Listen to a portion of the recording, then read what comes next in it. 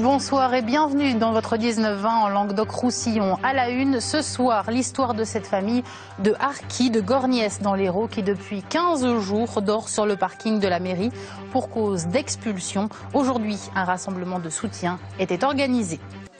Depuis 15 jours, un couple de Harquis de Gorgnès, petit village sur les hauteurs de Ganges dans l'Hérault, est contraint de faire du camping. La mairie les a expulsés de leur logement municipal.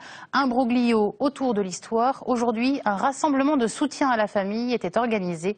Denis Paget, Jean-Philippe Faure. C'est un véritable cauchemar que vivent Zora et Ami depuis 2 semaines. Ils ont été expulsés de leur appartement municipal pour loyer prétendument impayé.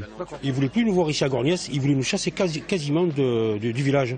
Et alors que les loyers sont réglés par la CAF, c'est la CAF qui paye directement à la mairie les loyers. Nous, on ne touche aucun argent.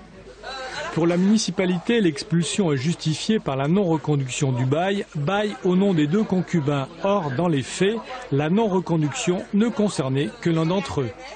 Moi, en tant que maire, je ne fais que appliquer une décision de justice de la Cour d'appel de Montpellier, une ordonnance qui ordonne l'expulsion.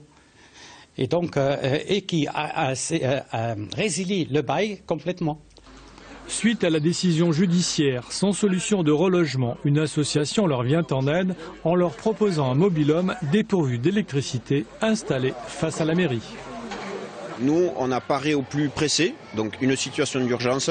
Zora est en déficience respiratoire.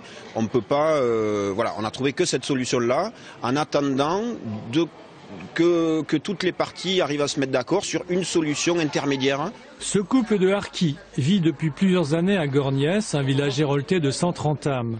Lundi, la Cour d'appel de Montpellier rendra un jugement sur cette affaire d'expulsion. C'est la fin de cette édition. À suivre votre journal national. Prochain rendez-vous avec l'information régionale demain, midi pile.